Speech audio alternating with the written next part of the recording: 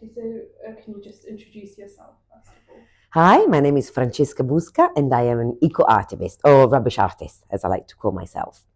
Um, I only use waste to do my artworks, and I use them as a point of a beginning to create conversations around the urgency I feel to Can we stop and start again? Like I would think of some three things and I just said none. Okay. Because then you say, what is that eco-activism? Like that would have been my next thing to go to. But should I start from the beginning or okay. Hi, my name is Francesca Busca, and I am an eco-artivist or rubbish artist, as I like to call myself. And I only create my artworks entirely from waste. Can you describe what eco-activism is?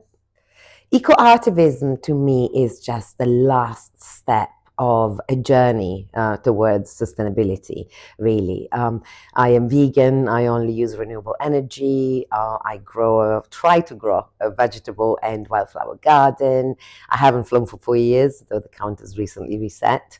I only use second-hand clothes and so on. And really, it is a journey towards trying to close the circle of sustainability as efficiently as possible.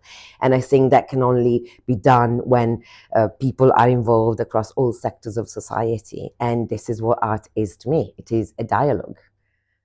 Thank you. That's a good answer. Why do you think eco-activism is important right now?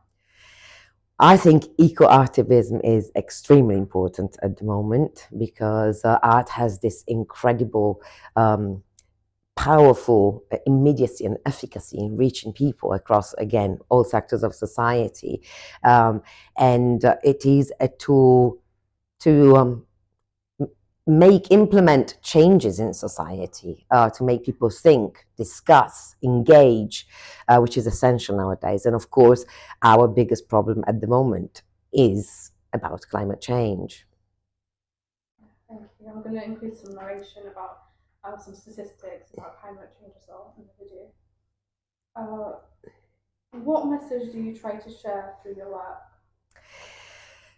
Well, that is such a good one. Okay. So what message do I try to share through my work? That is a very good question because there's many, of course. So one is definitely the urgency that I think it's actually facts. It's not even something I feel anymore, to change our ways and to move from a disposable lifestyle to a more sustainable one. Also to look at the bigger picture and move from an anthropocentric society to one that's focused on the common good of the whole. So, looking at the ecosystem as one big entity to which we belong and not that we possess, really, or that we can control as much as we think. But also the message that I try to give with every single tester I put in my artworks is that waste has a value already, an intrinsic value for all the processes that it has undergone, whether chemical or technical. And it is something of value and it can be reused, either as it is or, again, reworked, upcycled. And I hope people see that. Yeah.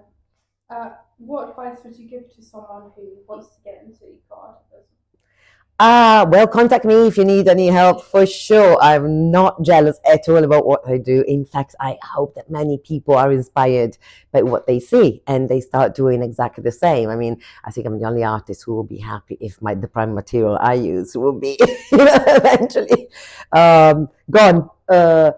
So what I would say is believe in yourself, first of all, and also try to be true. There's so much greenwashing out there and green lighting, and sometimes it's even unconscious. We just don't know what the consequences of an actions are. So even with good intentions, sometimes we don't really achieve what we want to. So always think it through. And I think the basis of it all is, do I really need something?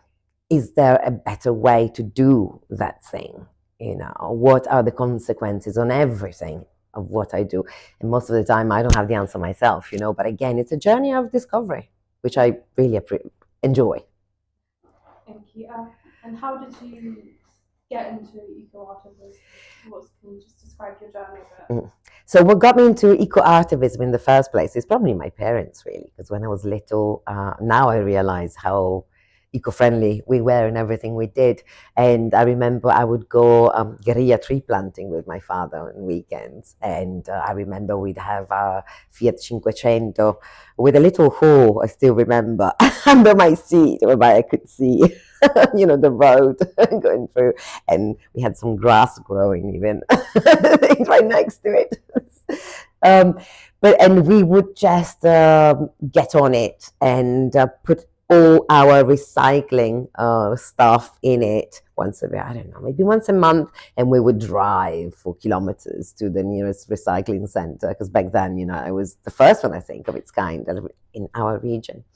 And I remember, even by doing it once a month, the amount of waste we had, of packaging we had, was a lot less than what we now create in a week.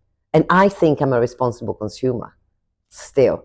So it is quite mind-boggling to think of that, actually. But yes, I think it's education, but also after I had my children, I started thinking, well, what kind of world do I want to live to them? It should be better, not worse than the one I found. And I think it is our duty to preserve it and respect it. And do a bit. We can be such a force for good. We are the biggest destroyers, but we can also be the best force for good to, make it better, heal it. Yeah, I think that's something a lot of people need to hear and learn as well. Can you tell me a bit about the series you created?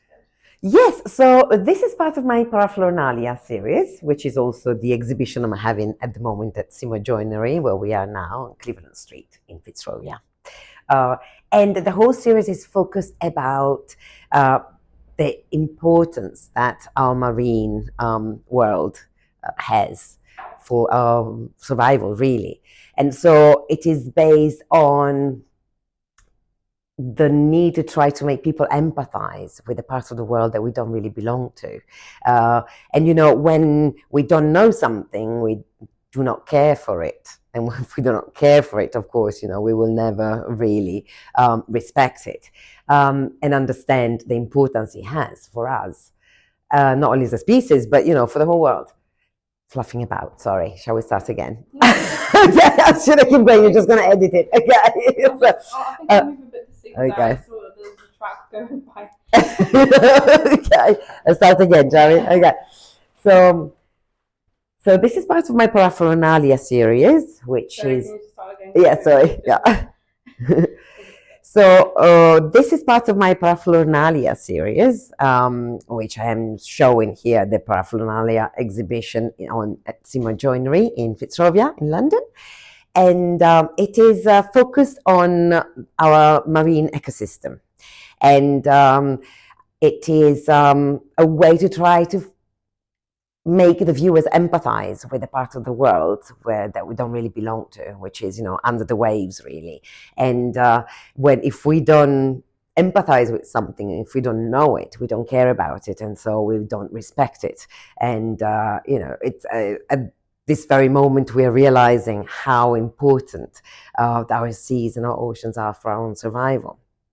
So basically, I'm trying to reproduce the marine life as precious gardens, like those that we depict in mythology and religion.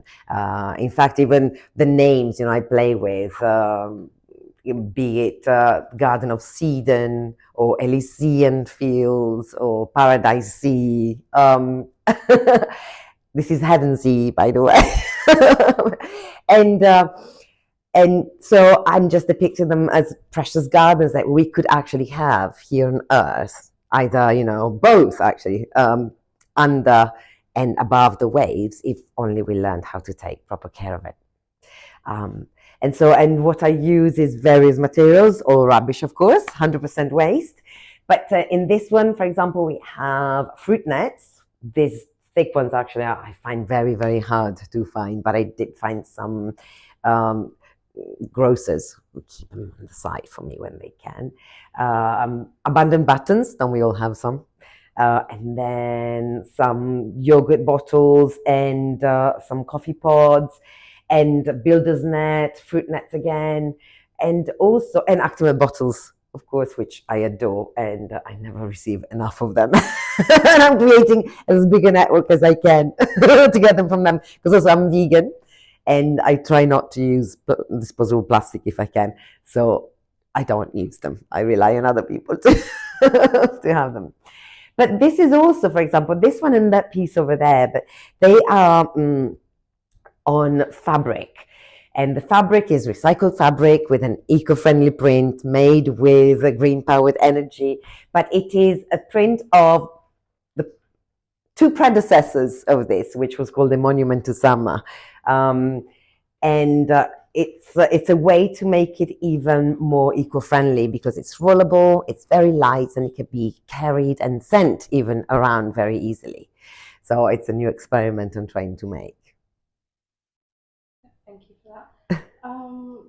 I think if we just do some, I'll do some close-up. Metafona, which is another one, but I just thought they are very much in sync. Was this one again? It's made with coffee pods, which I find beautiful material. It's just so shiny and so luxurious, really.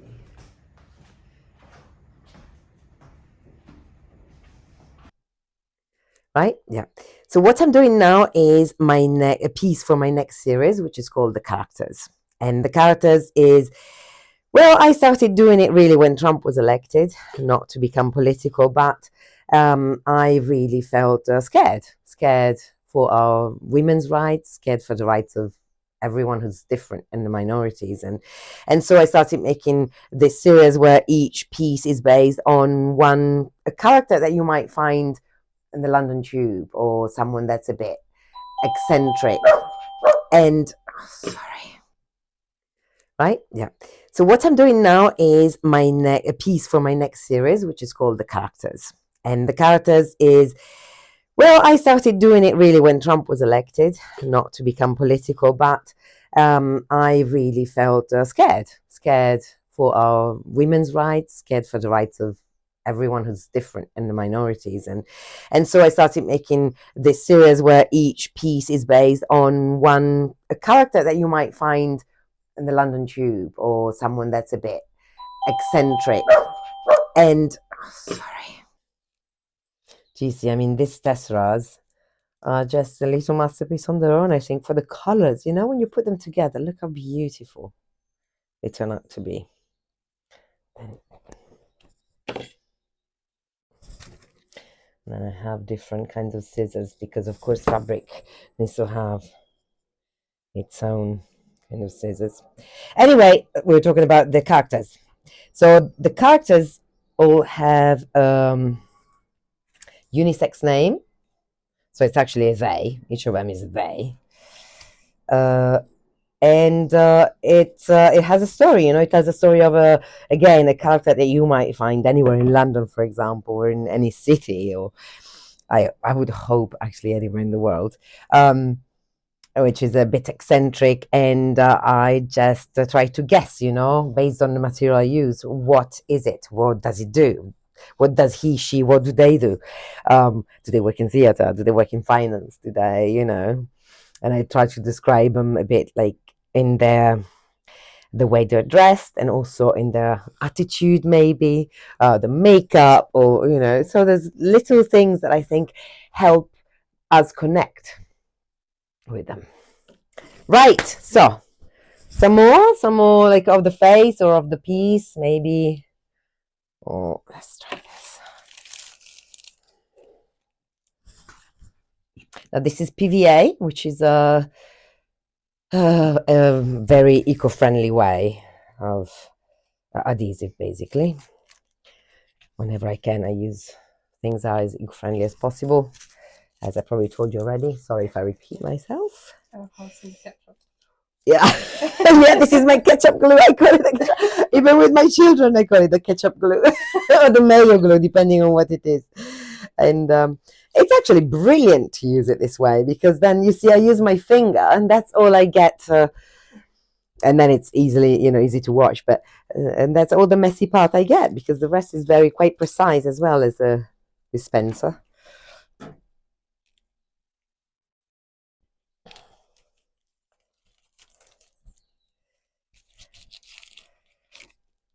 So again, sorry, am I? You recording me or? Yeah. It's Okay. recording. So I'll just keep blabbing away. So you don't have to talk. You can just do your work. okay. You tell me when, yeah? Because I'm not gonna finish this. I'm telling you. Are we doing the couple of Tessera, as I call them again?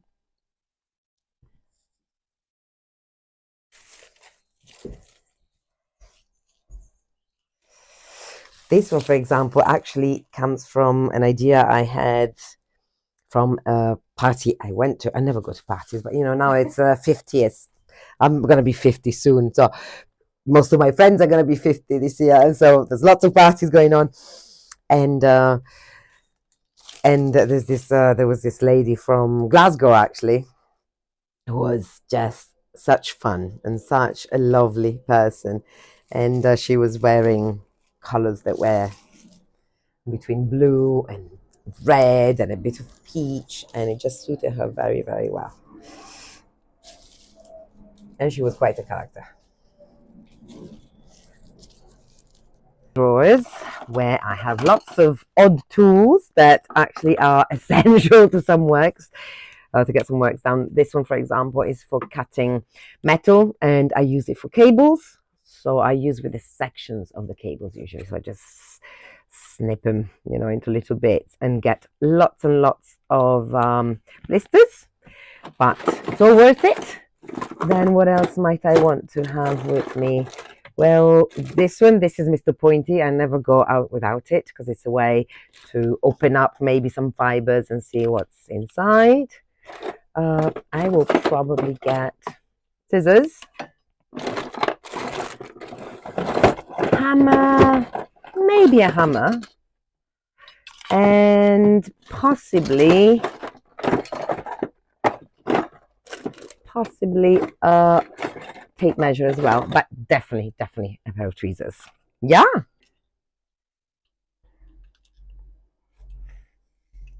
A few more. These ones might also be very, very useful, especially if I have to twist things or keep one extremity firm, and then maybe use another one to twist or to move around. So yes,